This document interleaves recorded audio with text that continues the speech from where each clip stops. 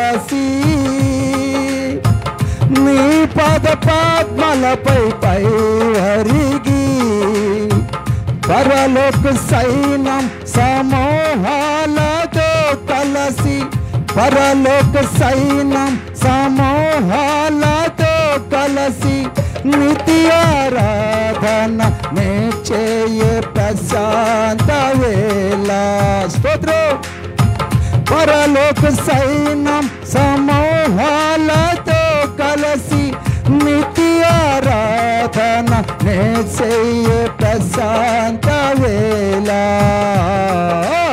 ఏమవుతున్నో నేనేమవుతున్నో ఏమవుతున్నో నేనేమవుతున్నో భజన యేసయ్య భజన పిల్లరా దేవుని సన్నిధిని పాడుతూ ఉండగా పరలోక సైన్యము మన మధ్యలోకి దిగి వస్తున్నది పరలోక సైన్యం పరలోకంలో ఉంటున్న దేవదూతలు మన మధ్యలో తొంగి చూస్తున్న సమయం ఇది ఆరాధన స్తుతి ఆరాధన ఆరాధన స్తుతి ఆరాధన ఆరాధన స్తుతి ఆరాధన ఆరాధన స్తుతి ఆరాధన ఎవరు సమీపించలేని తేజస్సులో నివసించున యేసయ్యా నీ మహిమను ధరించిన పరిశుద్ధులు నా కంట పడగానే నీ మహిమను ధరించిన పరిశుద్ధులు నా కంట పడగానే ఏమవుదునో నేనేమవుదునో యేసయ్యా ఏమవుదునో నేనేమవుదునో ఏమవుదునో నేనేమవుదునో స్తోత్రం థాంక్ యూ జీసస్ కేరీ ఆమేన్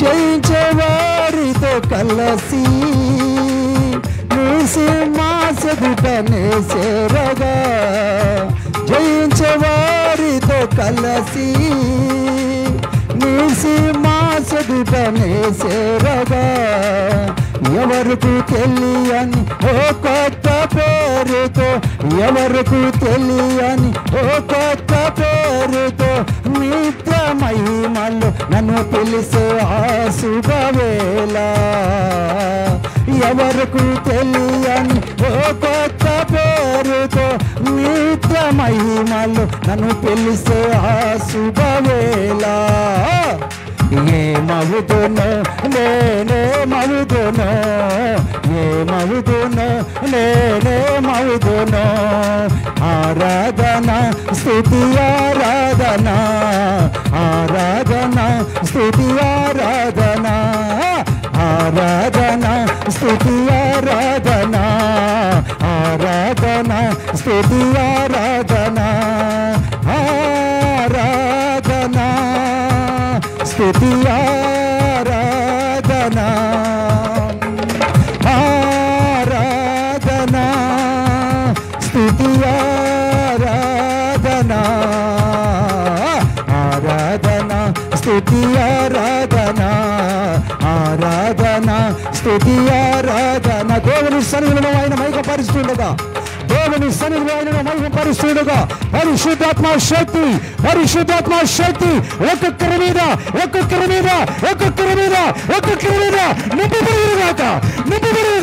నింపబడుగాక ఓ రి బాబా బాబా రిక బాబా ఆరాధన స్తుతి ఆరాధన ఆరాధన స్తుతి ఆరాధన ఆరాధన స్తుతి ఆరాధన ఆత్మ స్వరూపణ ఆరాధన పరిశుద్ధాత్మ ఆరాధన, ఆత్మ స్వరూపుడైన ఆరాధన, పరిశుద్ధాత్మ శక్తి ఒక్కొక్కరి మీద ఆయన మందిర ఆవరణలో ఆయన ఆరాధిస్తున్న బిడ్డల మీదకి అదిగో మేఘము వలె, ఆ మేఘము వలె దిగి వస్తా ఉన్నది పిల్లరా, దిగి వస్తా ఉన్నది. అదిగో అదిగో అదిగో ఆయన శక్తి, ఆయన ప్రభావం ఒక్కొక్కరి తాగు చేయనుగా ప్రతి ఇతరుల అందుకు రక్షక శక్తులు పారిపోతున్న సమయమిది. ఆరాధించండి ప్రభువును సంతోషించండి. ఆరాధన స్తుతి ఆరాధన, ఆరాధన స్తుతి ఆరాధన, ఆరాధన స్తుతి ఆరాధన. జీ గ్రబష బాబా రిక్క బాబా. దేవుని శక్తి కమ్ముకుంటూ ఉన్నది, పరిశుద్ధమైన బిడ్డల మీద. అదుగో ఆయన ఆస్తిని ఒక్కొక్కరి మీద పడుచు ఉండగా, మండుచున్న యొక్క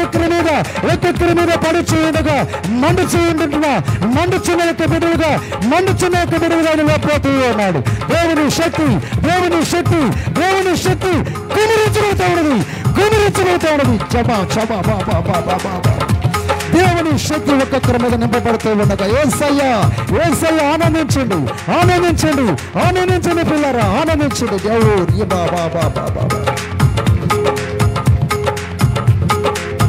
జీ రబాష బాబా.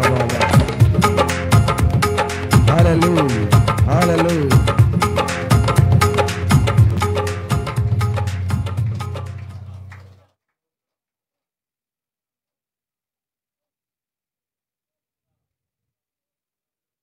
దేవుని సన్నిధిలో నువ్వు ఆ రీతిగా నిలబడి ఉండగా దేవుని ప్రభావం ఆ రోజు ఇశ్రాయేలు ప్రజల మీద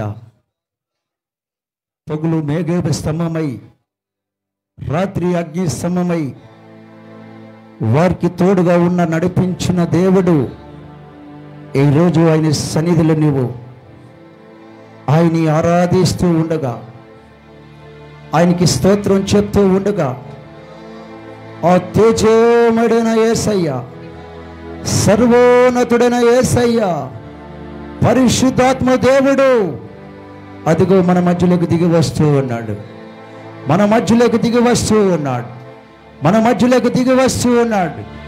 ఆనందించండి.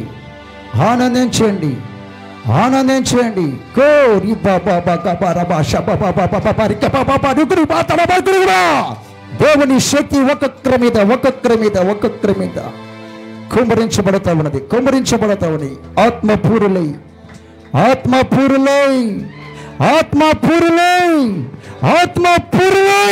ఆనందించి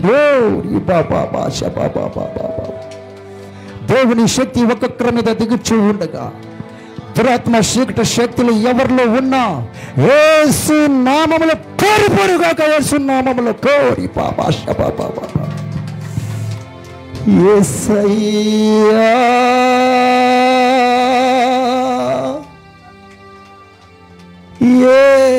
యేసయ్యా. ఓ బాబా బాబా బాషారా జీ గ్రాబాషబదరా. హల్లెలూయా. నీతో ఉంటున్న దేవుడు,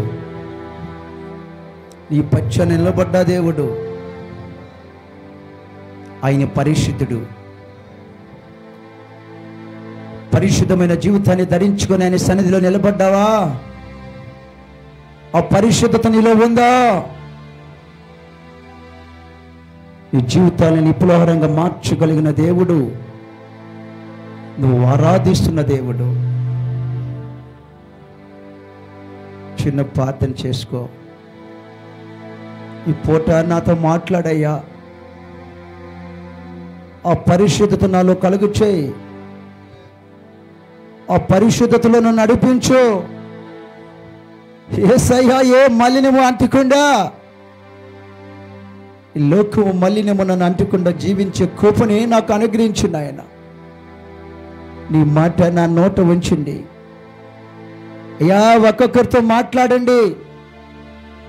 ఎవరికి ఏ మాటలు అవసరమై ఉన్నాయో, ఎవరికి ఏ మాటలు కావాలో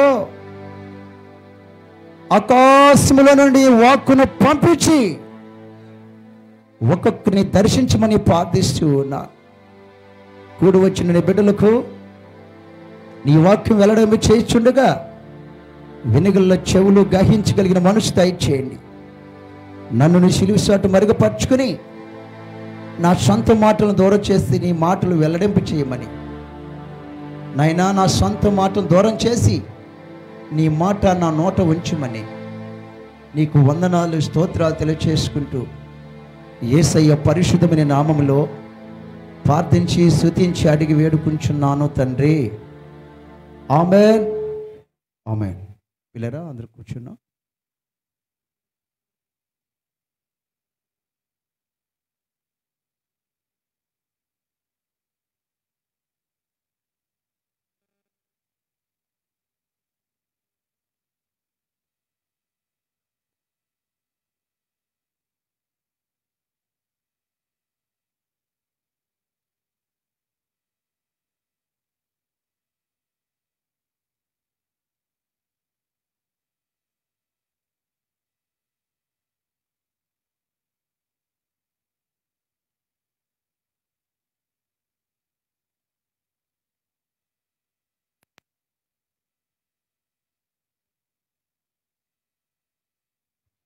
ప్రైజ్లో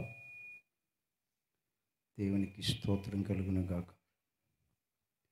పిల్లరా మీ అందరికి కూడా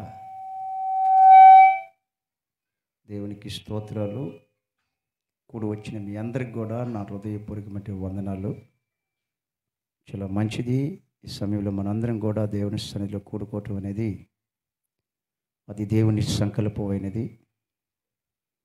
ఈ రీతిగా మనం అందరం దేవుని సన్నిధిలో కూడుకొని దేవుని మాటలు వినటానికి దేవుడు మనందరినీ ఇక్కడికి నడిపించి ఉన్నాడు. అయినప్పటికీ కొంతమందికి నేను చెప్తుంటాను, ఇది బల్ల ఆరాధన. కొంతమంది మర్చిపోయి ఇక్కడికి వచ్చారేమో. అంటే నిన్ను దాన్ని బట్టి దేవునికి ఎంత భయపడుతున్నావో దాన్ని బట్టి అర్థం చేసుకోవచ్చు. ఇది బల్ల ఆరాధన. ఇది దేవునికి స్తోత్రం. హల్లెలూయ. ప్రభువు వల్ల తీసుకునే సమయం ఇది. ఈ సమయంలో ఎవరు దానికి అర్హులు? ఎవరు దానికి అర్హులు అంటే ఎవరైతే ఆయన స్వరూపంలోకి వస్తారో, ఎవరైతే ఆయనలాగా జీవించాలనుకుంటారో వాళ్ళు మాత్రమే దానికి అర్హులు. పిల్లరా గమనించాలి. ఈ పూట కొన్ని మాటలు మనం ధ్యానం చేయబోతున్నాం. దేవుని మాటలు చెప్పేటప్పుడు చాలా జాగ్రత్తగా మీరు ఆలకిస్తారని దేవుని పేరట మళ్ళీ మీకు నేను మనవి చేస్తూ ఉన్నాను. ఈ ప్రభువుల ఆరాధనలో మీరు మందిరంలో కూర్చుంటే దేవదూతల వల్లే కనబడాల. ఏంటి, ఎవరైనా ఒకరు వచ్చి మీ వైపు చూస్తే మిమ్మల్ని గుర్తుపట్టకూడదు. అందరూ ఒక రూపాన్ని ధరించుకున్న వ్యక్తులుగా ఉండాల. పైసలో అరే ఈ అక్క ఎవరు, ఆమెనా, మరి అక్క కూడా అలా ఉందే అని మిమ్మల్ని గుర్తుపట్టకూడదు. రూపాంతరంలోకి వచ్చేయాలి మీరు. కానీ మీరు రాలా. ఇంకా కొంతమంది దేవునికి స్తోత్రం. ఏంటో మరి అది ఎందుకు అలాగా మీరు ఉంటున్నారో అది దేవుడే మీకు తీర్పు తీరుస్తాడండి. మేము కాదు, ఒక దైవజనులుగా మేము చెప్తాం. ఏమనంటే మీరు కూడా దేవదూతల వల్లే ఉండాలా. ఎందుకు ఉండాలంటే దేవదూతలకు లేని భాగ్యం దేవుడు మనకిచ్చి ఉన్నాడు. ఆమేన్. హల్లెలూయా. మీరు ఎలా ఉంటున్నారు నాకు తెలియదు, కానీ పదే పదే నేను చెప్తూ ఉంటాను, ఒక సేవకుడు మాట కట్టుబడ్డ వాళ్ళైతే అలా చేస్తారు కదా. సరే, చాలా మంచిది, మీరు చాలా మంచోళ్ళు. నా ఆశ ఏంటంటే మీరు దేవదూతల వలె ఉండాలని ఆశ. మీరు అలా ఉండాలని నా కోరిక. ఏమండి, ఇప్పుడు వాడిని పాటలో తేజస్సులో దేవునికి స్తోత్రం, ఎవరు సమీపించినా, ఏమండి ఒక రాజ్యం అది, ఎవరు అక్కడికి సమీపిస్తారంటే ఏమండి యేసు రక్తం చేత కడగబడి, ఎవరు నీతి వస్త్రాన్ని ధరించుకుంటారో, మారు మనసుకు తగినట్లు నడుచుకుంటారో, వీళ్ళు ఆ తేజస్సులో ఉంటారు, ఆ రాజ్యంలో నివసిస్తారు. వాళ్ళు ఆ పెళ్ళి వస్త్రం లేకుండా పెళ్ళికి పోయేవనుకో, కాళ్ళు చేతులు కట్టి చీకటి గదిలో పడేస్తారని ఉంది వాక్యం. పెళ్ళి వస్త్రం లేకుండా పోతే ఏం చెప్పటం కదా, వాక్యంలో ఉంది ఆ మాట. దేవుడు రక్షణ అనే వస్త్రాన్ని మనకిచ్చాడు. మనం ఒక ప్రత్యేకంగా ఉండాల, మాటలు కానీ, చూపు కానీ, నడత కానీ, వస్త్రదానం కానీ ఒక ప్రత్యేకించబడిన వారంగా ఉండాలి మనం. దేవునికి స్తోత్రం, హల్లెలూయా. గమనించండి పిల్లరా, కొన్ని సమయాల్లో కొన్ని కష్టాలు, కొన్ని బాధలు, కొన్ని సమస్యలు మనకు వస్తాయి. ఎవరికైనా వస్తాయి. వచ్చినప్పుడు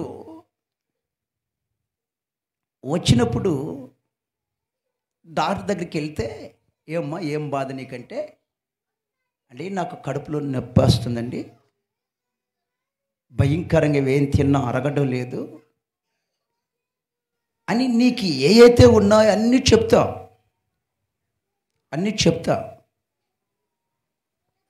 అనే కదండి. చెప్పినప్పుడు ఆయన నీకు ఎలాంటి ట్యాబ్లెట్లు రాయాలో ఆయన ఆలోచించే ఇట్లా రాస్తాడు. అలాగే మనం కూడా కొన్ని ఇబ్బందులు అనేటివి వస్తాయి. వచ్చినప్పుడు ఒక క్రైస్తవుడుగా ఏర్పరచబడిన మనం, దేవుని బిడ్డలు అనబడిన మనం దేవుడితో కూడా మాట్లాడే వాళ్ళంగా ఉండాలా.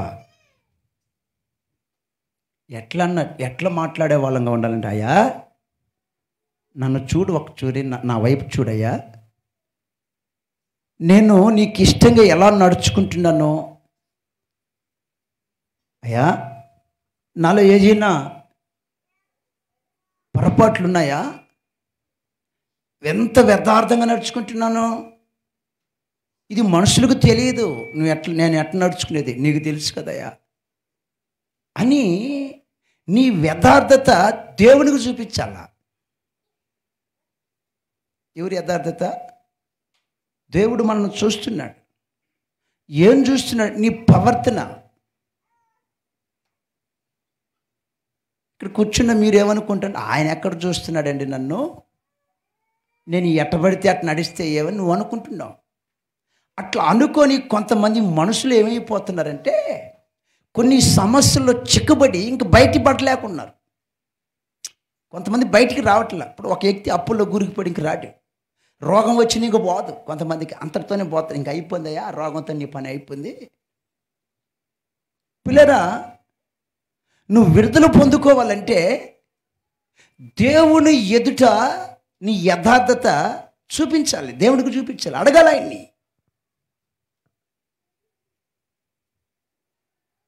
ఒకరోజు ఒక ఎమ్మెల్యే దగ్గరికి వెళ్ళాను నేను. జాగ్రత్తగా వినాలి మీరు. చాలామంది వెళ్ళాం. చాలా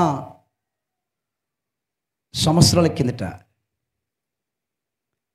ఆయన హాల్లో నుండి బయటకు వస్తుంటే చాలామంది ఉన్నారు, ఎవరు మాట్లాడలేకపోతున్నారు. నేను డైరెక్ట్గా ఆయన దగ్గరికి వెళ్ళాను. వెళ్ళిన తర్వాత కొన్ని మాటలు అతను పక్కనుండి ఆయన మాట్లాడాడు. ఆయన మాట్లాడిన తర్వాత నేను ఈ ఎమ్మెల్యే గారికి కొన్ని మాటలు చెప్పాను. అయ్యా, నీ దగ్గరికి ఎన్నో తూర్లు వచ్చావు, ఎన్నో పనులు మాకు చేసావు, నువ్వు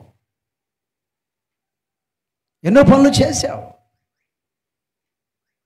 కానీ వాళ్ళు ఎన్నో చెప్తారు, కానీ నువ్వు ఎప్పుడు కూడా మా ఊరిలో ఎన్నో పనులు నువ్వు చేసావు అని ఒక యథార్థతల గురించి చెప్పా ఆయనకి.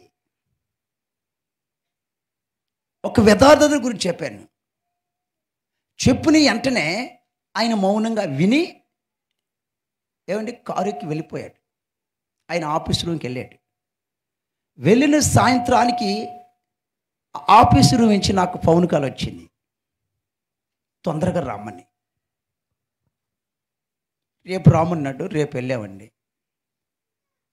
ఆ రెండో రోజు వెళ్ళా నేను. ఆయన రూమ్లో పిల్లలు పంపించాడు నన్ను. అక్కడికి వెళ్ళిన తర్వాత నా భుజం మీద చేయేశాడు. తమ్ముడు, నువ్వు భయపడలేదు, ఎందుకంటే నీ మాటలు యథార్థంగా ఉన్నాయి. దేవునికి స్తోత్రం, హల్లెలూయా. ఉన్నది ఉన్నట్టే చెప్పావు, నీ మాటలు యథార్థంగా ఉన్నాయి కనుక నీకు నేను పనిచేసి పెడతానన్నాడు. స్తపలు కూడా దేవుని మేము పడదాం, హల్లెలూయా. పిల్లరా, ఒక మనిషి దగ్గర మనం యథార్థంగా ఉంటే, జాగ్రత్తగా వినండి ఏమండి, ఒక ఎమ్మెల్యే పదం 5 సంవత్సరాలు ఉంటుంది. తర్వాత మళ్ళీ ఎవరు ఎమ్మెల్యే అవుతారో తెలియదు. ఎవరు అధికార పార్టీలో ఉంటారో వాళ్ళకి పవర్ ఉంటుంది. 5 సంవత్సరాలు ఉండొచ్చు, 5 సంవత్సరాలు పోవచ్చు. కానీ నేను ప్రకటిస్తున్నానే, నేను మీకు తెలియపరుస్తున్నానే, మనం ఆరాధిస్తున్నామే. 5 సంవత్సరాల నుండి పోయేది ఆయన కాదైనా. ఏమండి, నిన్న నేడు ఏకరీతిగా, ఏమండి, సర్వకాలం యుగాలు, ఏమండి, ఆయన పరిశుద్ధుడిగా మనతో ఉంటాడు. భూమాకాశమును సర్వలోకాన్ని సృష్టించిన దేవుడు ఆయన ఎప్పుడూ నిలిచి ఉంటాడు. ఆయన దేవునికి స్తోత్రం, హల్లెలూయా. వీళ్ళ దగ్గర నువ్వు అంత యథార్థం కొట్టి నేను పని చేస్తాను భుజం తట్టారే, దేవుడు దగ్గర నువ్వు నమ్మకస్తుడు అయితే, దేవుడు దగ్గర నువ్వు అదే యథార్థపరుడు అయితే, ఏమా మీరు బాగా ఆలోచిస్తున్నారు నా మాటలు ఆలకిస్తున్నారా? దేవుడు దగ్గర నువ్వు యథార్థపరుడైతే ఆయన నీకు పని చేయడా? చేస్తాడు, చేయడా? ఏమని? ఖచ్చితంగా నా దేవుడు పని చేస్తాడు. ఆమేన్.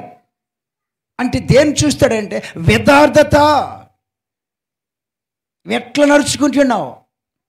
దేవుడు నమ్ముకున్నావు, మనందరం చర్చికి వచ్చేవాళ్ళమే.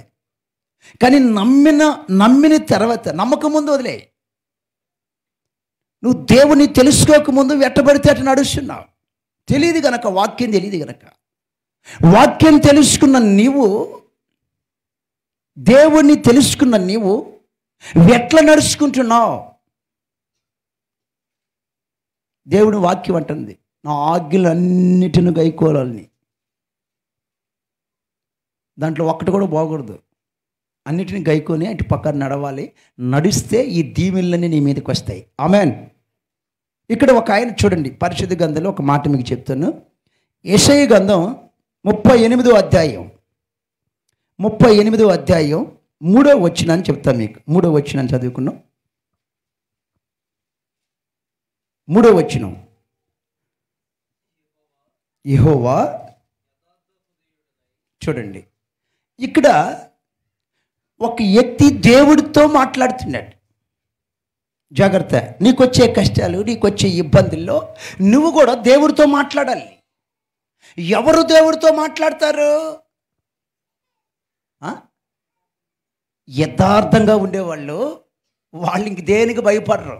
మనుషులు ఎంతమంది చెప్పినా, డాక్టర్లు ఎంతమంది చెప్పినా, ఆ పక్కింటి వాళ్ళు చెప్పినా, ఈ పక్కింటి వాళ్ళు మాట్లాడరు. ఇంకా వీళ్ళు యథార్థంగా జీవిస్తున్నారు కనుక దేవుడు నాకు సహాయం చేస్తాడని దేవుడి మీద నమ్మకం వస్తుంది. వాళ్ళు దేవుడితో మాట్లాడతారు. ఎందుకంటే దేవుడు ఉన్నాడు, ఆయన నాకు సహాయము చేస్తే. ఇంకెవ్వరు మాటలు నమ్మరు. చూడండి ఇక్కడ ఆ మాట ఎంత ఎట్లా చక్కగా ఉందో. యెహోవా యథార్థ హృదయుడినై. చూడండి ఎట్లండి, ఒకటేమో యథార్థంగా ఉండాలంట దేవుణ్ణి నమ్ముకున్న బిడ్డలు. రెండోది సత్యముతో నీ సన్నిధిలో నేను ఎట్లా నడుచుకోవాలా. సన్నిధికి వస్తున్నావా అమ్మా? దేవుని మందిరానికి వస్తున్నా లేదా? తల్లులారా నా వైపు చూడండి. మీరు దేవుని మందిరానికి వస్తున్నారు. వచ్చిన మీరు ఎలా నడవాలని ఉందంటే సత్యముతో. ఎట్లా నడుచుకున్నారు? కొంతమందికి నడుచుకునేదే తెలియదు. చర్చికి పోతాం, మేము కూడా చర్చికి పోతాం, మేము కూడా బాప్టిజం తీసుకున్నాం. మరి పిచ్చోడా, నువ్వు బాప్టిజం తీసుకున్నావు, ఎట్లా నడిచే తెలుసు నీకు? దేవుడి బిడ్డలు ఎట్లా నడుచుకుంటా తెలుసు నీకు? అసలుకి దేవుడి బిడ్డలు అబద్ధాలు చెప్పరు. దేవుడి బిడ్డల్లో ఏ చెడు ఉండదు. దేవుడి బిడ్డలు సత్యంలో నడుచుకుంటారు. ఆ మాట దేవుడికి చెబుతున్నాడు. అయ్యా నేను యథార్థ హృదయుడినై సత్యముతో నీ సన్నిధిలో ఎట్లా నడుచుకున్నానో. చూడండి జాగ్రత్తగా వినండి. నీ దృష్టికి, ఎవరి దృష్టికి? పాస్టర్ దృష్టికి కాదు. పాస్టర్ గారు చూస్తాడు ఇలా ఇలా ఇలా ముసుకేసుకుని, లేదంటే ఇలా మెడక ఇలా ఇలా తిప్పేటి కాదు, మొఖం స్టార్ట్ చేసుకుంటారు కొంతమంది. అలా కాదండి. నీ దృష్టికి అనుకూలంగా. ఎవరి దృష్టికి? అయ్యా నా వైపు చూడండి, నడుచుకుంటున్నారు. ఎవరి దృష్టికి అనుకూలంగా నడవాలి మనం? అయ్యా మార్కు గారు, ఎవరి దృష్టికి? ఏమ్మా మీరేం మాట్లాడలేకున్నారు. ఎవరి దృష్టికి నడుస్తున్నారు అనుకూలంగా? ఏమయ్యా ఎవరి దృష్టికి అనుకూలంగా నడవాలి మనం? ఎందుకు నడవాలా? నువ్వు దేవుని దగ్గర మేలు పొందుకోవాలంటే ఆయనకు అనుకూలంగా నడవాలా. దేవుడు కూడా ఎవరికి మేలు చేస్తాడంటే ఆయనకు అనుకూలంగా. ఆయన మాట విని ఆయన ఆజ్ఞలను గైకొని ఎవరైతే ఆయన చెప్పినట్లు నడుస్తారో వాళ్ళకి మేలు చేసేదానికి దేవుడు సమీపంలో ఉంటాడు. ఆమేన్. అంతమంది అంటారు వీళ్ళకి జరిగిపోయింది మేలు, నీకెందుకు జరగదురా పిచ్చోడా? నేనంటా నీకెందుకు జరగదు? నిన్ను పుట్టించింది దేవుడు కదా. తల్లి గర్భంలో నువ్వేమి కాకుండా, ఏ అపాయం నీకు రాకుండా, ఏమండి నిన్ను కాపాడి ఏమండి క్షేమంగా బయటికి పంపించింది దేవుడు కదా. అంతయ్యో ఎంతయ్యో పెళ్లి వయసు వచ్చింది, పెళ్లి వయసు వచ్చినా కూడా మళ్ళీ పెళ్లి జరిగించాడు నీకు, మళ్ళీ పిల్లల్ని ఇచ్చాడు. అంతోని చేసి ఇంతోని చేసి మీసాలు గడ్డాలు పెరిగాయి. కాపాడింది దేవుడు కదా. అది ఎంత నీకు సహాయం చేస్తే చేసిన దేవుడు నీకెందుకు మేలు చేయడండి? కొంతమంది వాళ్ళకి కలిసి వచ్చిందండి ఆ దేవుడు. ఎవరికి కలిసి వచ్చింది? బైబిల్లో ఉన్న యోసేపు కలిసి వచ్చింది. ఎట్ట కలిసి వచ్చింది అది తప్ప? ఏమన్నా నోరు కొట్టాడా? ఏమన్నా దోసుకున్నాడా? ఎట్ట కలిసి వచ్చింది వాళ్ళకి అని ఆలోచిస్తారే తప్ప నేను దేవుని దృష్టికి యథార్థంగా ఉన్నానా? ఏమండి ఆయనకి అనుకూలంగా నడుస్తున్నానా? ఆయన దృష్టికి నేను నడిచే నడకలు, నేను మాట్లాడే మాటలు, నా ప్రవర్తన, నా ఆలోచన ఆయనకి ఇష్టంగా ఉందా అని ఆలోచించావు ఎప్పుడైనా? ఇస్కే మహారాజు అంటాడు, అయ్యా ఎంత యథార్థంగా నడుచుకున్నానయ్యా, సత్యముతో నీ సన్నిధిలో ఎట్లా నడుచుకున్నానయ్యా. నువ్వు ఎట్లా నడుస్తున్నావు ఆయన సన్నిధిలో? ఆదివారం ఆరాధన అయితే నువ్వు ఎక్కడుంటావు? శుక్రవారం ప్రార్థన అయితే నువ్వు ఎక్కడుంటావు? చెప్పాలి, మీరు చెప్పాలి. మేము చెప్పాం పాస్టర్ గారు, వాళ్ళని అడుగు. మీరు ఎట్లా చూస్తున్నారంటే మేమెందుకు చెప్తాం? ఆదివారం రాకుండా ఆపరేషన్లు పడతారే వాళ్ళని అడగండి. పొరపాటును వాళ్ళు అనుకుంది ఆల్రెడీలో మనం పోతే ఆ పాస్టర్ గారు ఖచ్చితంగా అడుగుతాడు. ఎందుకు వచ్చిన బాధ? పొరపాటును పోయావా, శుక్రవారం ఏడకపోయినావా అమ్మా అంటాడేమో, అయ్యా ఏడకపోయినావు అంటాడేమో. అంతమందిలో అడిగితే నేను తలదించుకోవాలిగా. అవన్నీ ఎందుకు నాకు? పోకుంటే నువ్వు ఒక యథార్థవంతుడివేనా? నేను చెప్తున్నాను, సత్యముతో నీ సన్నిధిలో ఎలా నడుచుకున్నాను, నీ దృష్టికి ఎంత అనుకూలంగా నడుచుకున్నాను. చదువునానా? నీ దృష్టికి అనుకూలముగా సమస్తమును, అయ్యా జాగ్రత్తగా వినండి, ఏమంటున్నాడంటే సమస్తమును ఎట్లా జరిగించానయ్యా, ఎట్లా నడుచుకున్నాను. నీ బిడ్డను కదా, నీ సన్నిధికి వస్తున్నా, ఏమండి నిన్ను నమ్ముకున్నా అంటే సమస్తాన్ని ఎట్లా జరిగించినానో ఒక్కసారి స్తపలు కొడతారా? దేవునికి స్తోత్రం. హల్లెలూయా, హల్లెలూయా. యేసయ్యా, అయ్యా కోపంతో నన్ను జ్ఞాపకం చేసుకోవయ్యా, నా వైపు చూడు, ఎక్కడైనా పొరపాటు ఉందేమో చూడు, ఎక్కడైనా మలినము అంటుందేమో చూడయ్యా. నిన్ను నమ్ముకున్నప్పటాంచి, నిన్ను తెలుసుకున్నప్పటాంచి ఎప్పుడైనా మందిరానికి పోకుండా ఆగిపోయినట్లు ఎక్కడైనా ఉందేమో చూడయ్యా. నిన్ను నమ్ముకున్నప్పటాంచి ఎక్కడైనా నీకు 10వ వంతు ఈకుండా ఆగిపోయినట్టు అనుమానాలు ఎక్కడైనా ఉన్నాయేమో చూడు. ఆ మచ్చ ఏడైనా నాలో ఉందేమో చూడు. నిన్ను నమ్ముకున్నప్పటాంచి ఎవరికైనా అన్యాయం చేసినట్లు ఎక్కడైనా ఉందేమో చూడయ్యా. యేసయ్యా ఒక్క చూరి నన్ను జ్ఞాపకం చేసుకో. ఆ పొరపాట్లు నాలో ఉంటే చూడు, నాకు చూపించు. కుప్పతో నన్ను జ్ఞాపకం చేసుకో, నేను ఎట్లా నడుచుకున్నానని చెప్తాను. నువ్వు చెప్తావా? అయిలారా అమ్మా, ఇక్కడ దేవుని బిడ్డలు ఉన్నారు. నీ కుండల మీద చేసుకుని నీకు ఒక కష్టం వచ్చినప్పుడు, ఒక బాధ వచ్చినప్పుడు ఆ రీతిగా దేవుడితో మాట్లాడే టాలెంట్ నీకుందా? ఉందా? చెప్పగలిగిన టాలెంట్ నీలో ఉందేమో ఒకసారి ఆలోచించు. దేవుడితో మాట్లాడగలిగిన గొప్ప, దేవుడి దగ్గర నిలబడి ఇదిగో నా యథార్థతను చూడయ్యా, నేను ఎట్లా నడుచుకో అనగలుగుతావా అని చూడు. నీ యథార్థతను ఒక్క చూరి దేవుడికి చూపించి చూడు. నీ యథార్థతను చూస్తే నీ జీవితాన్ని నా దేవుడు అమూలంగా మారుస్తాడు. ఆమేన్. నీ జీవితాన్ని ఎట్లా మారుస్తాడు తెలుసా? వాళ్ళ జీవితాన్ని కాదు మార్చేది, హిజ్కియా మహారాజు జీవితాన్ని కాదు మార్చేది, యేషయా జీవితాన్ని కాదు మార్చేది.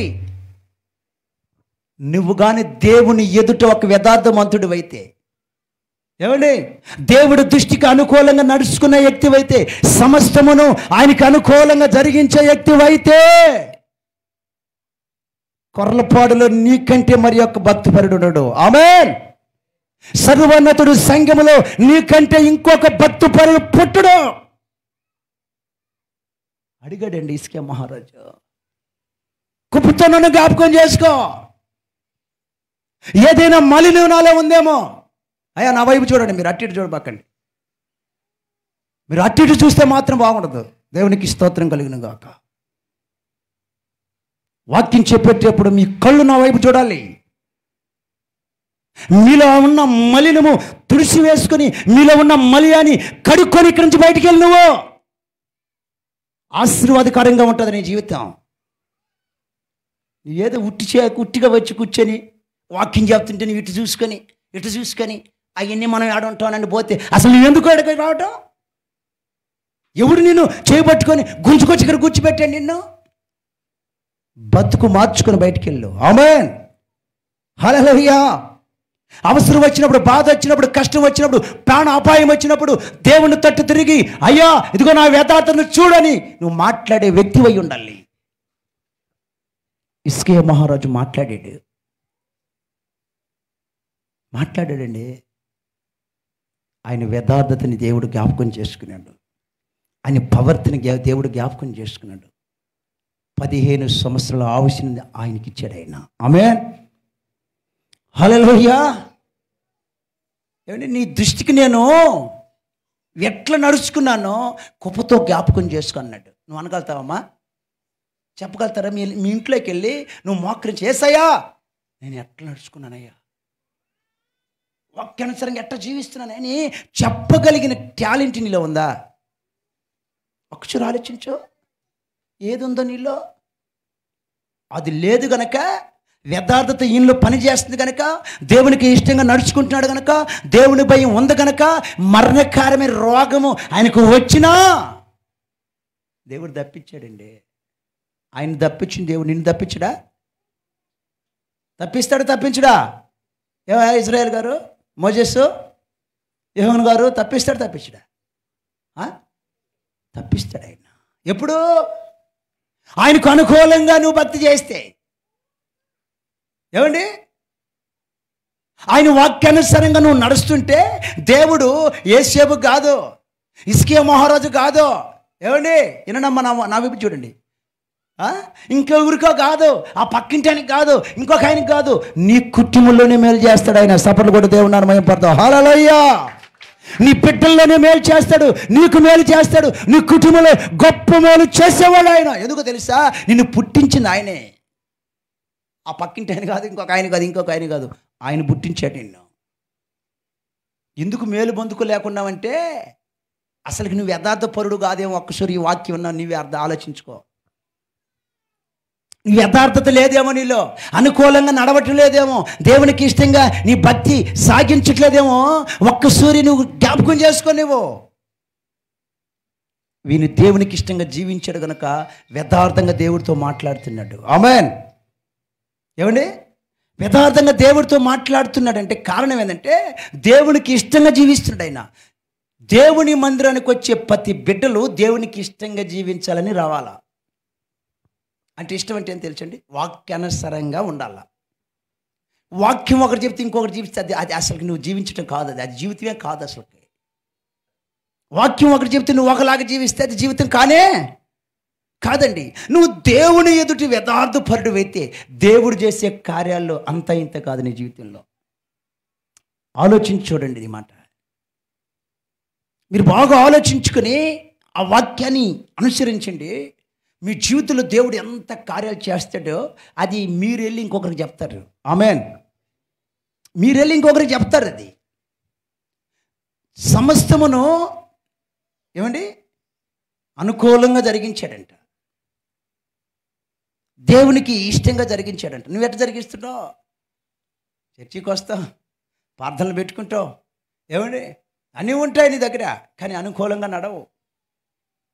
అనుకూలంగా నడకపోతే ఏం జరుగుతుందంటే, ఈయనకేమో అనుకూలంగా నడిచిన ఆయనకి రోగాన్ని బాగొట్టుకున్నాడు, పొయ్యే ప్రాణాన్ని కాపాడుకున్నాడు. ఎవరో అనుకూలంగా నడిచిన ఆయన. ఇప్పుడు బైబిల్లో ఇంకొక చూడండి, అది రాయబడి ఉంది పరిశుద్ధ గ్రంథంలో. అపోస్తల కార్యం 5వ అధ్యాయం 1వ వచనంలో ఉంటుంది మాట.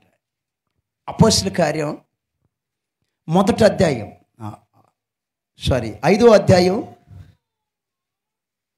1వ వచనం. జాగ్రత్తగా వినండి. వీళ్ళు కూడా సంఘంలో ఉండేవాళ్ళే. మీరు కూడా సంఘంలో ఉన్నారా లేరా? చెప్పండి. మీరు కూడా సంఘానికి సంబంధించిన వాళ్ళు లేరా? ఏమండి? మీరు కూడా చర్చికి వచ్చేవాళ్ళు కాదా? వచ్చేవాళ్ళే. మీరు కూడా వచ్చేవాళ్ళే. వీళ్ళు కూడా సంఘంలోనే ఉన్నారు. సరే, సంఘంలో ఉన్నారు కానీ యథార్థత లేదు వీళ్ళకి. అమ్మా, మీకు అర్థమవుతుందా? సంఘానికి వచ్చేవాళ్ళే, చర్చికి వచ్చేవాళ్ళే, దేవుడు పెట్టలే, కానీ యథార్థత లేకుండా చేస్తారు కొంతమంది. భక్తి పై భక్తి. ఏ భక్తి అండి? భక్తి చెప్పండి. పై భక్తి. ఇది పైకి చూపిస్తారు భక్తి. వీళ్ళు కూడా సంఘంలో ఉన్నారు. చదువునా? అనానీయ అయిన ఒక మనుష్యుడు తన భార్య అయిన షెఫేరాతో ఏకమై పొలం అమ్మారు. అంటే వీళ్ళు ఏం చెప్పారంటే, పాస్టర్ గారు మాకు పొలం ఉందండి, ఈ పొలం అమ్మేస్తాం, ఆ పొలం అమ్మిన డబ్బులు తీసుకొచ్చి ఇదిగో పరిచర్యకి ఇచ్చేస్తాం, దేవుని సేవకి ఇచ్చేస్తాం, మేము కూడా సేవలో ఉండిపోతాం అని చెప్పి పాస్టర్ గారికి చెప్పారు. మనోళ్ళు చెప్తుంటారు కొన్ని మాటలు. పాస్టర్ గారి దగ్గరికి వచ్చి, అయ్యా పాస్టర్ గారు ఇదయ్యా అదయ్యా ఇదయ్యా ఇది చేస్తానయ్యా అది చేస్తానని చెప్తారు. మంచిదే, చెప్పటం మంచిది, ఎవరు కాదంటారు. కానీ దాన్ని నెరవేర్చలేరు కొంతమంది. ఏం చేయలేరండి? ఏం చేయలేరు?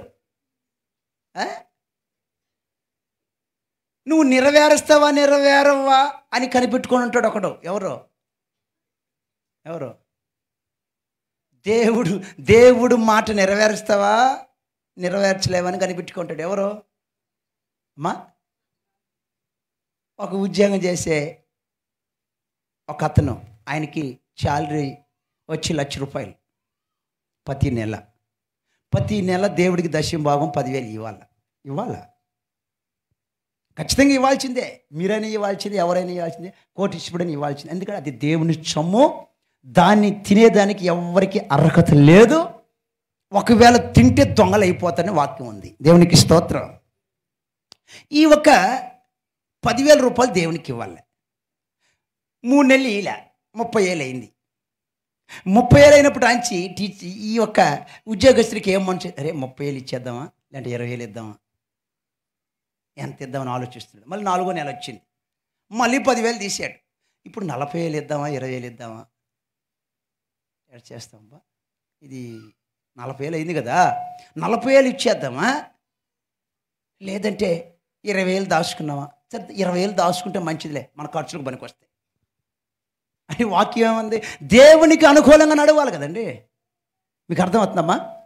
వాక్యం ఏం చెప్తుందో వాక్యానుసారంగా నువ్వు నడవాలా. దేవునికి అనుకూలంగా నడవడం అంటే వాక్యమే. నువ్వు వాక్యాన్ని పక్కన పెట్టి నీ ఇష్టానుసారంగా నడిస్తే కుదరదు. అది నీ ఇష్టాలే, దేవుని ఇష్టం కాదు. ఈయనకి ఆలోచన పడింది, 20,000 తీసుకున్నాం 20,000 ఇద్దామని ఇట్లా ఆలోచనలో ఉన్నాడు.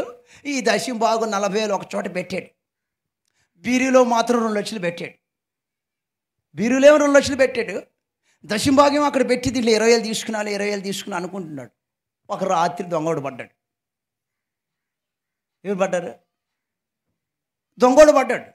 వాడికి తెలుసు కదా, ఎప్పుడైతే నువ్వు ఏమండి దేవునికి అనుకూలంగా నడవకుండా నీ ఇష్టమైన ఆలోచనలు నీకు వస్తాయో వాడు ఏం చేస్తుంటాడు? తొంగి చూస్తుంటాడు. ఇడిచిపెట్టిపోయాడు కదా, అప్పుడప్పుడు చూస్తుంటాడండి, ఎప్పుడు అవకాశం వస్తుందని. అవకాశం వచ్చినప్పుడు దొంగోడు పడ్డాడు. దొంగోడు పడి బీరులో ఉన్న 2,00,000 కనబడకుండా చేసాడు. పోయినాయి, ఎట్ట కారిపోవాలనో కారిపోయినాయి. ఇంకెక్కడ ఈయనకి పైసా లేదు.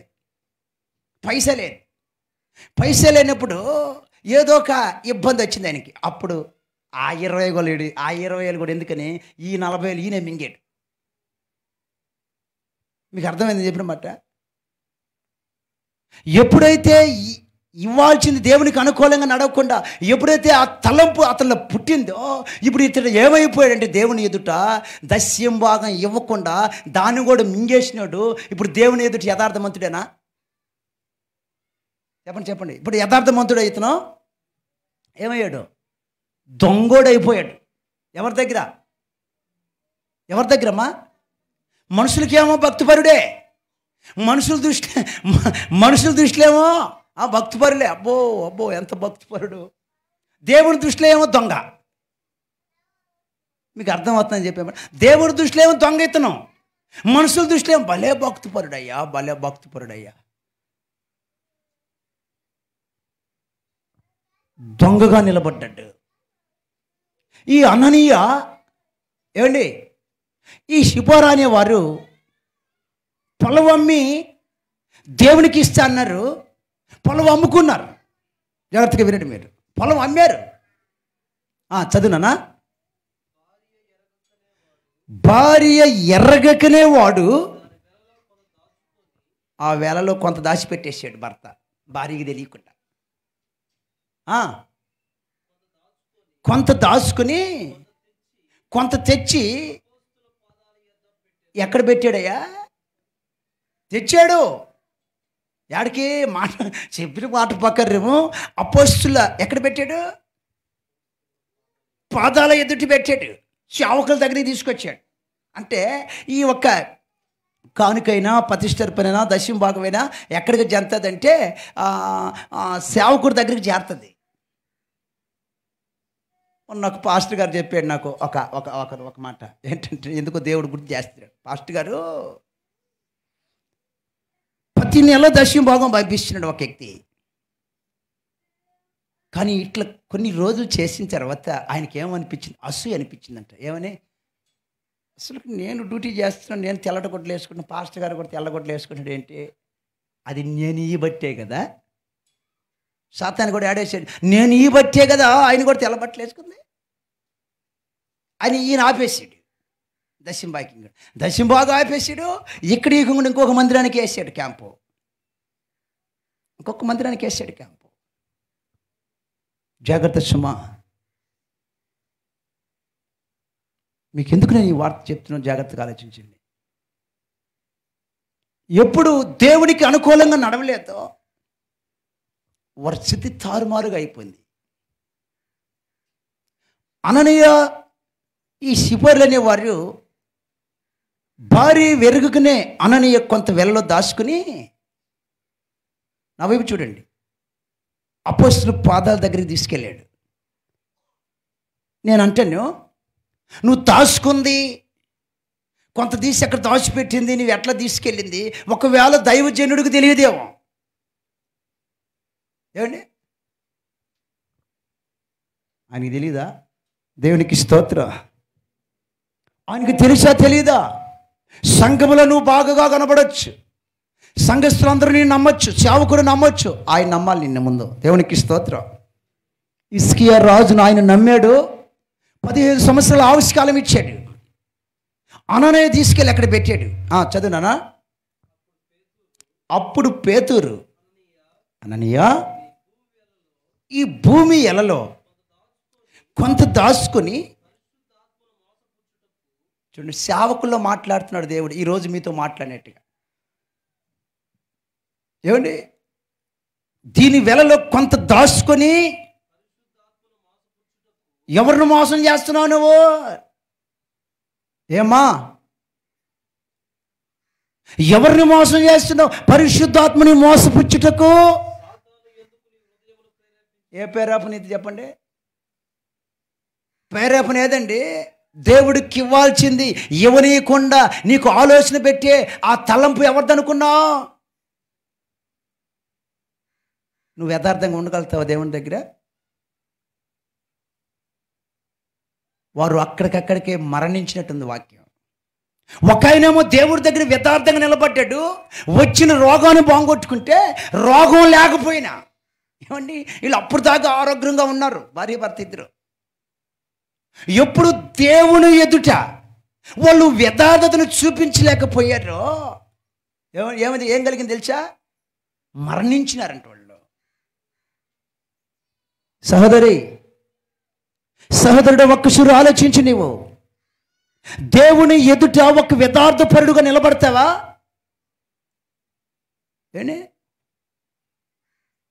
యథార్థపరుడుగా నిలబడితే దేవుడు ఎలాంటి మేలు నీకు చేస్తాడో ఒకసారి ఆలోచించు.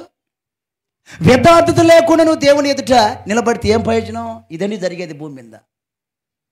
యథార్థంగా ఉన్న వాళ్ళని, యథార్థంగా దేవునికి అనుకూలంగా నడిచే వాళ్ళని దేవుడు ఏం చేస్తున్నాడు తెలుసా? వాళ్ళని ఆశీర్వదిస్తూ ఉన్నాడు.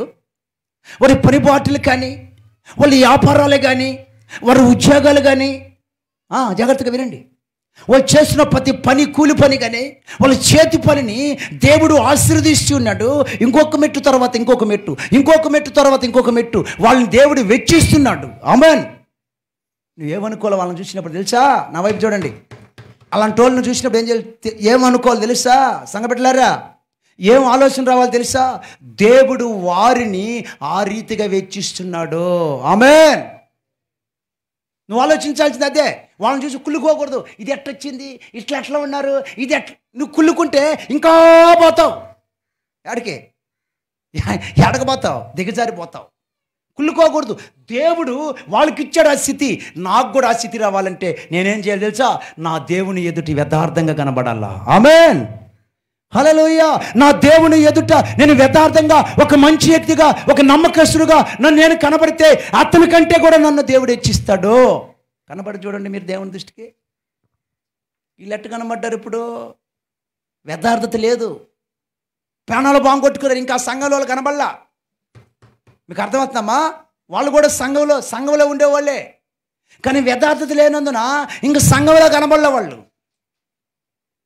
ఈరోజు కొంతమంది దేవుని నమ్ముతున్నారు, దేవుని సన్నిధికి వస్తున్నారు, దేవుని ఆరాధిస్తున్నారు, దేవుని బిడ్డలని చెప్పుకుంటున్నారు, కానీ యథార్థంగా, అనుకూలంగా, దేవుని వాక్యానుసారంగా నడవడంలా. ఎట్లా నడవట్లేదు చెప్పండి? దేవుని వాక్యానుసారంగా నడవడం లేదు. ఈ నడవడం దాన్ని బట్టి, దేవునికి అనుకూలంగా యథార్థంగా లేని దాన్ని బట్టి వాళ్ళ జీవితాల్లో నష్టాన్ని అనుభవిస్తున్నారు. వాళ్ళ జీవితంలో ఒక నష్టాన్ని, ఒక శాపాన్ని అనుభవిస్తున్నారు. ఈరోజు ఒకవేళ అలాంటి శాపంలో, ఏమండి, అలాంటి నష్టంలో నువ్వు ఉండేట్టయితే నువ్వు ఒక్కసారి ఆలోచించుకోవచ్చు. ఏందో తెలుసా? నేను యథార్థంగా ఉన్నానా? దేవునికి ఇష్టంగా ఉన్నానా? దేవుని ఎదుట దొంగ అయిపోయానా? లేదంటే ఆయన దృష్టిలో నేను యథార్థంగా ఉన్నాననే సంగతి నువ్వు ఆలోచించాలి.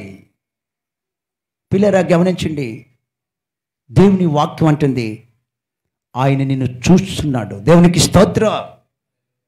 ఆయన నిన్ను చూశాడు, తన భార్యను చూశాడు. వారు యథార్థత లేదు కనుక ఏమండి ఆ సంఘంలో వాళ్ళు నిలవలేకపోయారు. ఈ యథార్థత లేని వాళ్ళంతా, ఈ భక్తి భాగాలంతా కూడా ఏం చేస్తుంటారంటే అప్పుడప్పుడు కనబడుతుంటారు. ఎప్పుడో ఒక సూరి అప్పుడప్పుడు వచ్చామండి, పోతున్నామండి. ఎందుకంటే వీళ్ళని చూసి వాక్యం కదా మనకు ఆధారం. ఏమా గమనించండి పిల్లరా, చూడండి, ఒకైనేమో రోగాన్ని బాగొట్టుకుని బాగుపడితే, ఒకరేమో రోగం లేకపోయినా కూడా మరణించారు వాళ్ళు. దేవుడు దేని బట్టి కార్యం చేస్తాడంటే యథార్థతను బట్టి. దేని బట్టి చెప్పండి? యథార్థత. నువ్వు ఎంత దేవునికి నమ్మకస్తుడిగా యథార్థంగా ఉన్నావో, ఎంత అనుకూలంగా నడుస్తున్నావో, ఆ బిడ్డల్ని ఎప్పుడు ఆయన కాపాడాలనుకుంటాడు. ఆమేన్, హల్లెలూయా. చూడండి, ఇక్కడ ఒక మాట మీకు చెప్తాను. పరిశుద్ధ గ్రంథంలో ఉండే దానియేలు గ్రంథం 6వ అధ్యాయం 22వ వచనం. 6వ అధ్యాయం 22వ వచనం.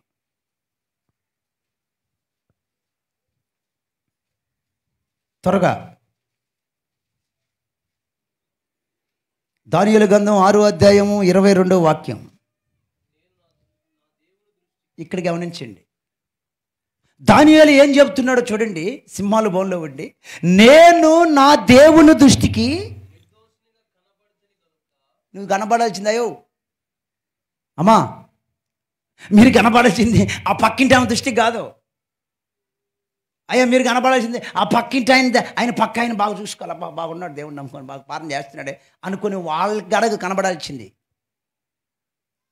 దానియేలు గ్రంథం చెప్తుంది, దానియేలు అనే భక్తిపరుడు చెప్తున్నాడు, రాజా నా దేవుని దృష్టికి, అయ్యా నీ దృష్టికి కాదు, నీ కనబడలా, నేను నీ దగ్గర పని చేస్తున్నా, నీ దగ్గరే ఉండా, కానీ నువ్వు మనుషుడు కదా.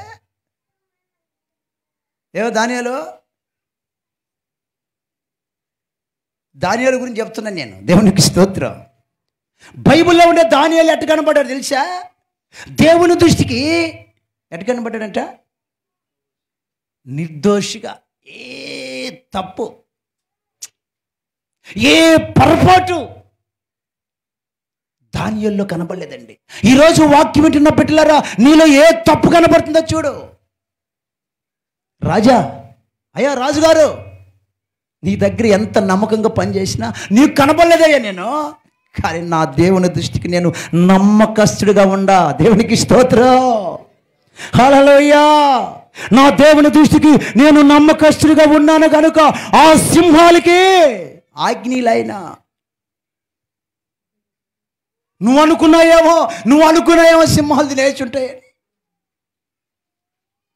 నీకు చెప్పించి నన్ను లేనంత నిందులు మోపి నన్ను సింహాలు వేపించారే ప్రజలు, వాళ్ళు అనుకున్నారేమో సింహాలు తినేసి ఉంటాయండి.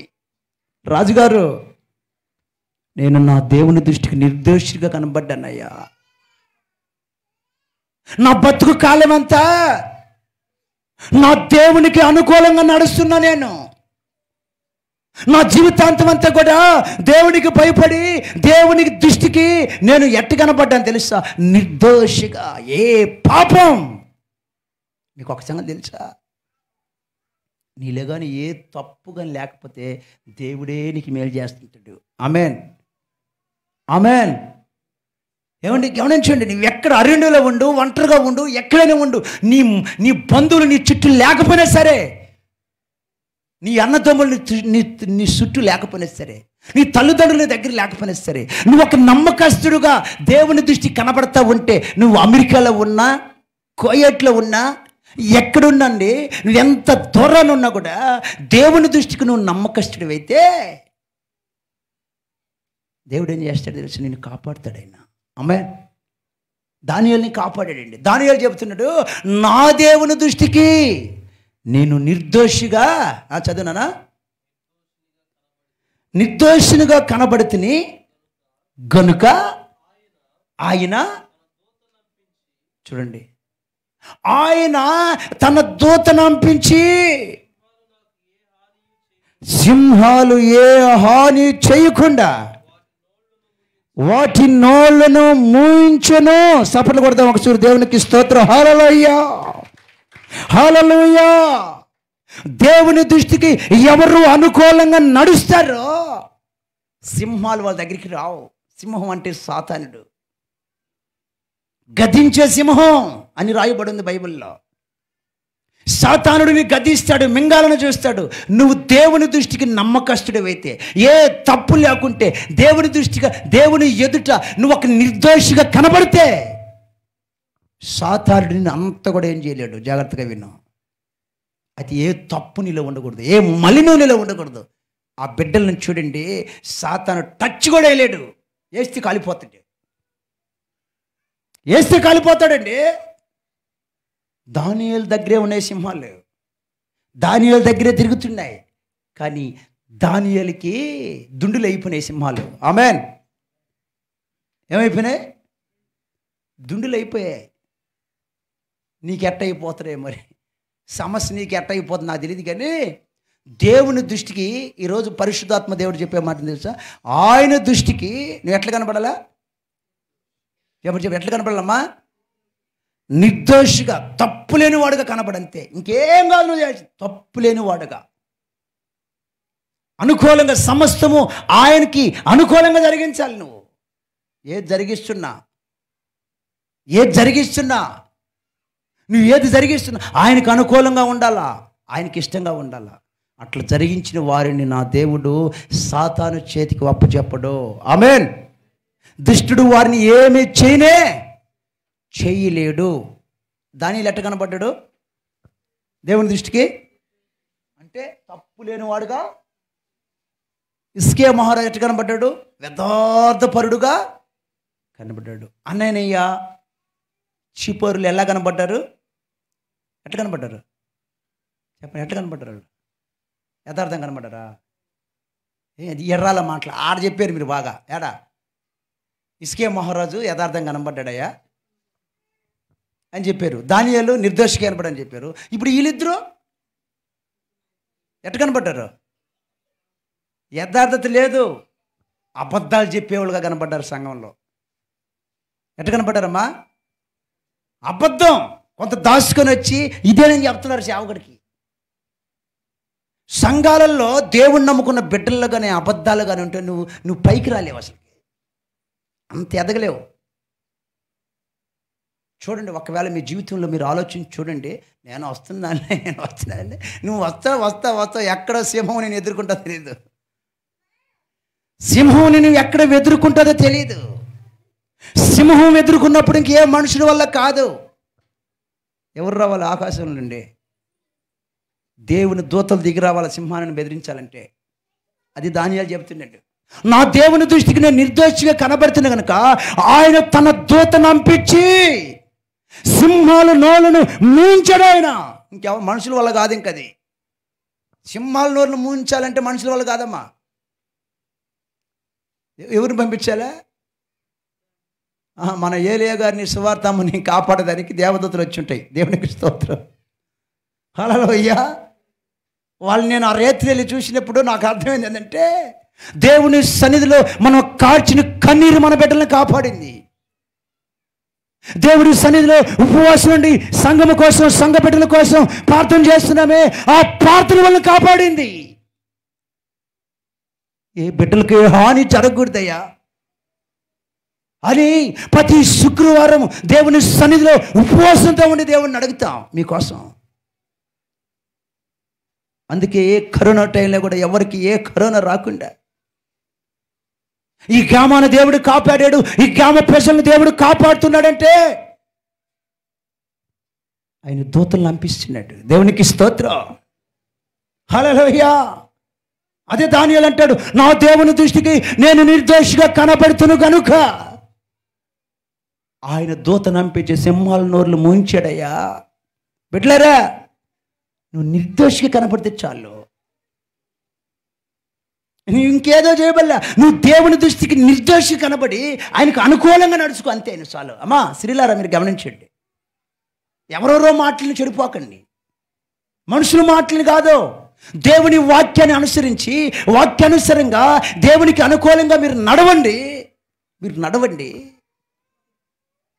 మీరు ధన్యులు. దేవునికి స్తోత్రం. హల్లెలూయా.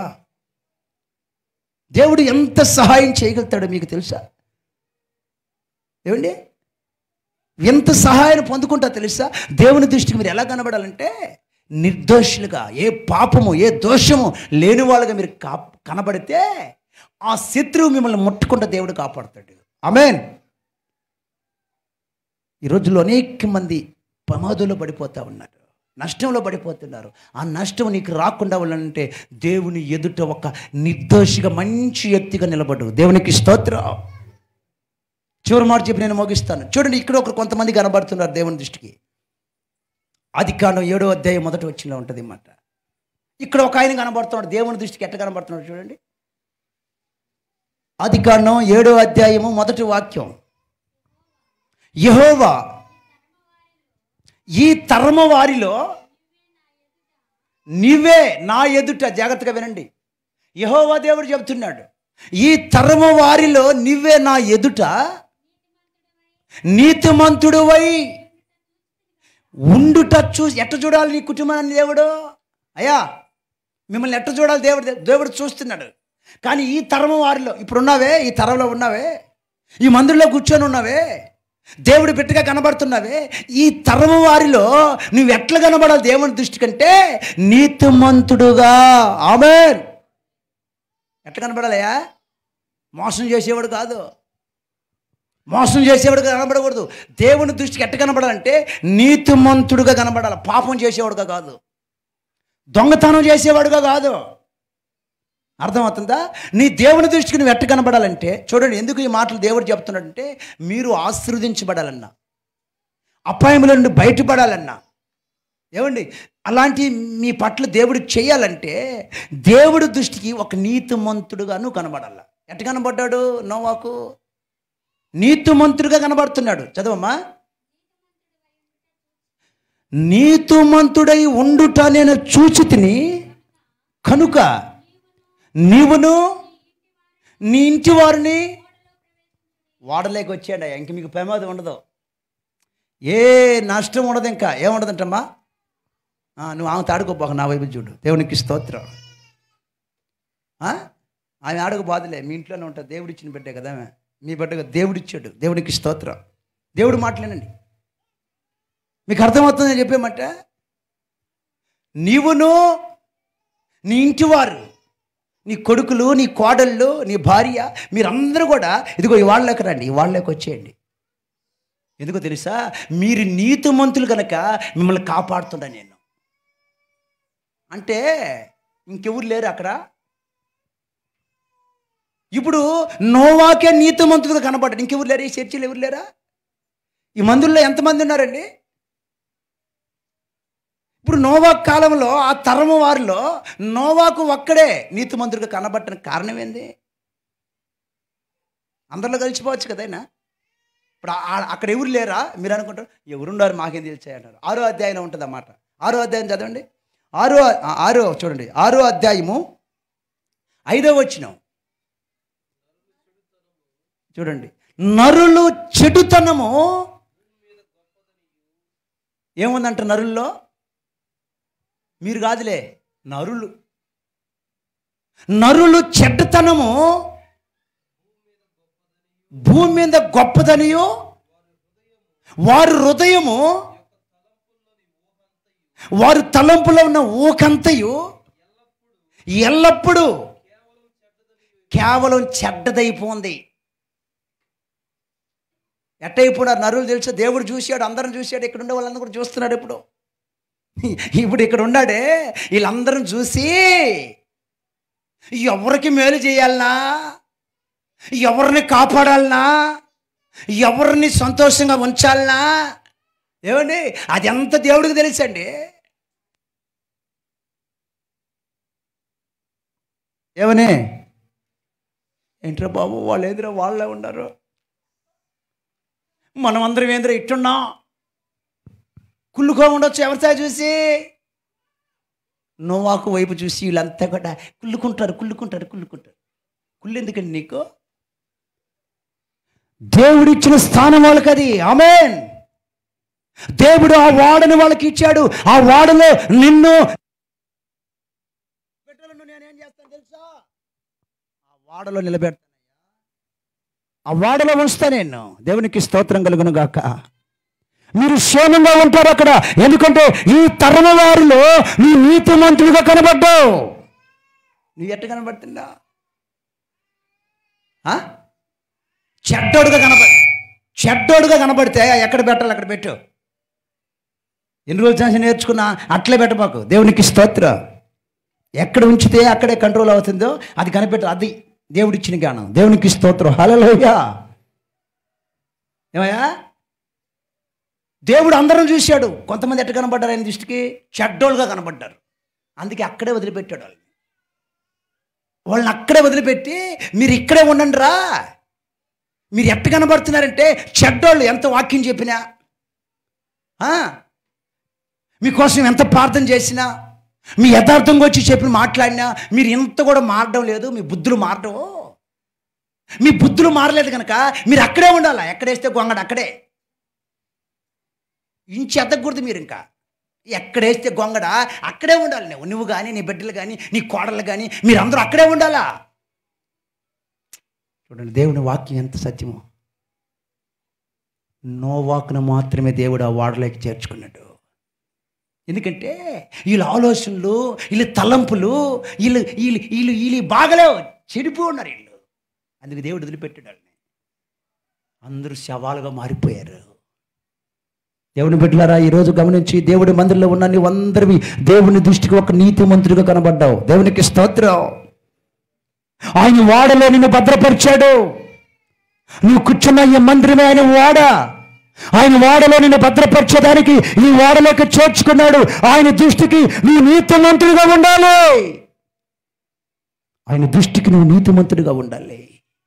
నీతిమంతులు నా దేవుడు ఎప్పుడు చెయ్యి విడిచిపెట్టడు. ఆయన నీతిమంతులకు సహాయం చేసేదానికి ఆయన ముందుకు వస్తాడు. యథార్థమంతులకి సహాయం చేసేదానికి ఆయన ముందుకు వస్తాడు. నిర్దోషిగా కనబడ్డ వారికి సహాయం చేసేదానికి ఆయన ముందుకు వస్తాడు. అబద్ధాలు చెప్పే వాళ్ళకి కాదు, చెడిపోయిన వారికి కాదు. ఎంత వాక్యం చెప్తున్నా, ఎంత వాక్యం చెప్పుకుంటున్నా మారకుండా ఉంటారే వాళ్ళని ఇంకేం చేయలేడు ఆయన. నాకే అసాధ్యం అంటాడు ఆయన. ఒక్కతూరే నీ కోసం రక్తం కార్చాడు, ఒక్కతూరే నీ కోసం ప్రాణం పెట్టాడు, ఒక్కతూరే నీ కోసం చనిపోయాడు, సమాధి అయ్యాడు, లేచాడు ఆయన పునరుద్ధానుడై.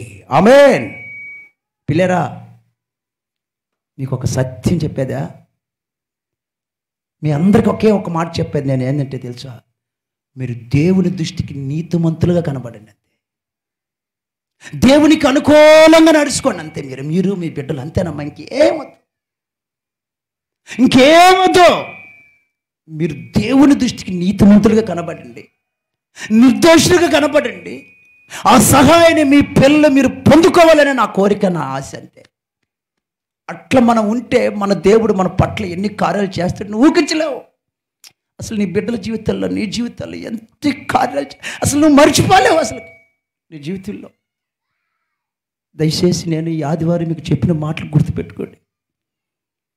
నోవాకుని దేవుడు ఎందుకు కాపాడాడంటే ఆ తరం వారిలో అతడు నీతిమంతుడిగా కనబడ్డాడు. సింహాల బాణలో దానియేలుని దేవుడు ఎందుకు కాపాడి నిర్దోషిగా ఏ తప్పు లేని వాడికి కనబడ్డాడు దేవుని దృష్టికి. హిజ్కియా మహారాజు దేవునికి అనుకూలంగా నడుచుకున్నాడు కనుక ఆ మరణకరమైన రోగాన్ని తొలగించాడు. ఒకవేళ ఏ రోగం నేను పట్టుకుందో, ఏ బాధ నేను కొమ్మదీస్తా ఉందో, ఆయన దృష్టికి నువ్వు నిర్దోషిగా కనబడతాని ఒక నిర్ణయానికి నువ్వు రావాలి.